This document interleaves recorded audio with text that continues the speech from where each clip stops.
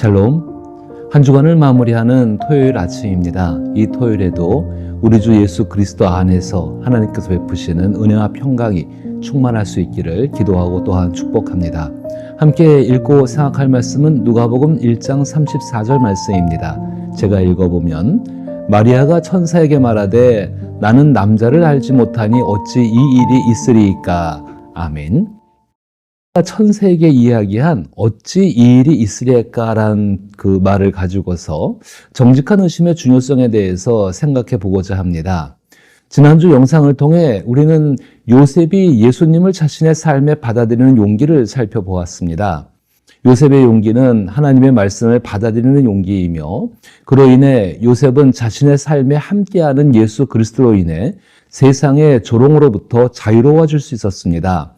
또한 자신에 대한 결정권을 내려놓음으로써 평안을 누릴 수 있었고 예수 그리스도 앞에서 죄인임을 인정하는 용기를 통해 하나님과 함께 자신의 삶을 가치 있게 만들 수 있었던 것을 보았습니다. 이것은 크리스마스로 시작된 성육신을 자신의 삶에 받아들이기 위해 반드시 필요한 용기이며 세상을 살아가는 동안 하나님 말씀 안에서 살아갈 수 있는 용기이기도 합니다.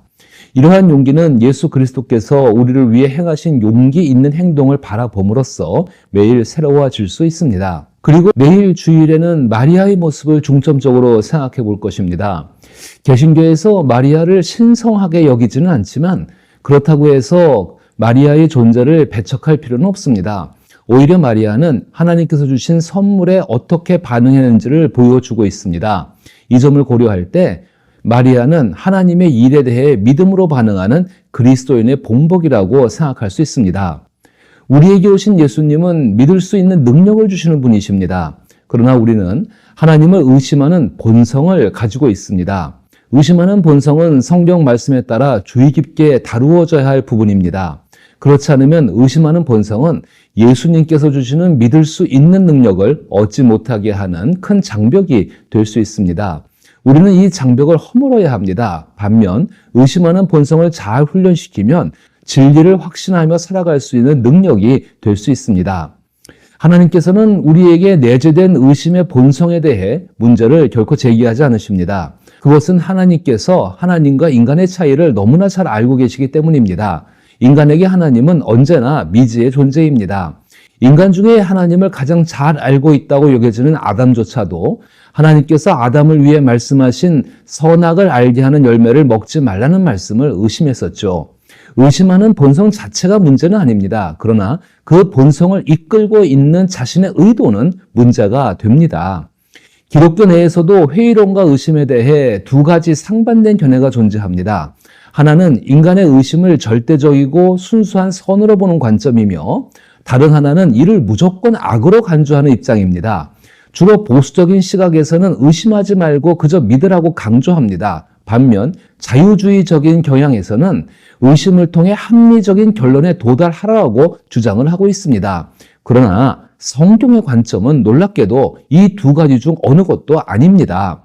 성경은 어떤 의심이 폐쇄적인 마음을 드러내는 반면 다른 어떤 의심은 열린 마음을 나타내는 인간의 표현이라고 설명합니다. 어떤 의심은 해답을 찾기 위한 것이지만 다른 어떤 의심은 이미 자신이 정해놓은 답에 따라 해답의 가능성을 완전히 차단하고자 한다는 것입니다.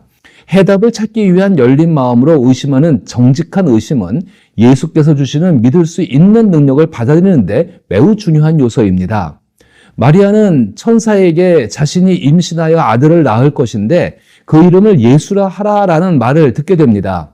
그때 마리아는 나는 남자를 알지 못하니 어찌 이 일이 있으리까 라고 자신의 의심을 솔직하게 표현합니다. 이러한 마리아의 태도를 생각해보면 그녀는 결코 어리숙하지 않았다는 것을 알 수 있습니다. 천사의 말이기 때문에 무조건 받아들이겠다고 하지 않았던 것입니다. 오히려 그녀의 반문은 이성적인 사람이라면 누구나 할 수 있는 질문이라고 생각합니다. 성적인 관계를 맺지 않은 사람이 어떻게 임신할 수 있겠습니까?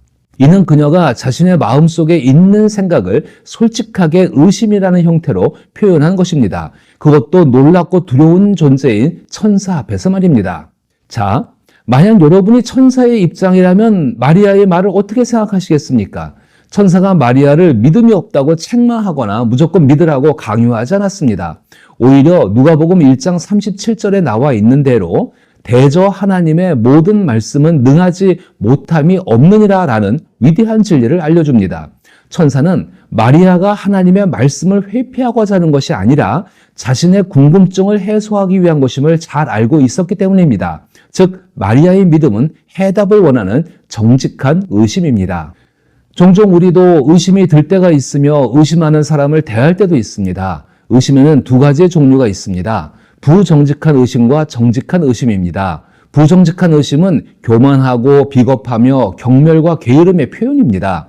부정직한 의심은 말도 안 되는 소리라고 단정짓고 자리를 떠나버립니다.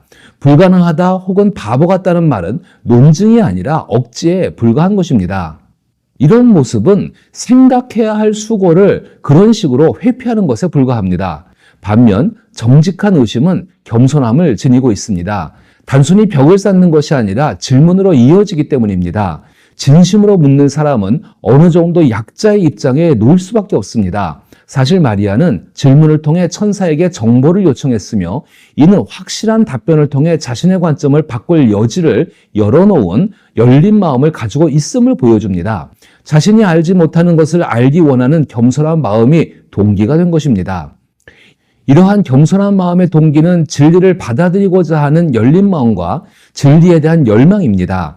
이 마음을 따라 살면 진리가 자신의 생각과 다르다는 증거로만으로도 자신의 삶에 대한 권리를 기꺼이 내려놓을 수 있습니다. 마리아는 진리에 대한 증거를 자신의 논리 경험에서 찾지 않았습니다.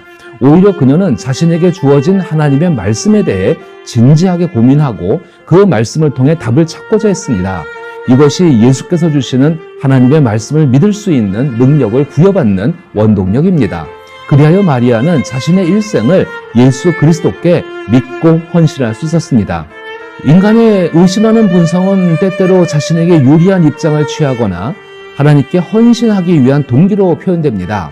사람은 항상 같은 입장을 취할 수 없기 때문에 우리는 항상 동일하게 하나님을 향하셨던 예수 그리스도를 바라보아야 합니다. 또한 진리를 받아들이고 진리에 따라 살겠다는 열린 마음으로 겸손하고 정직한 의심을 표현하는 노력들을 끊임없이 행해야 합니다.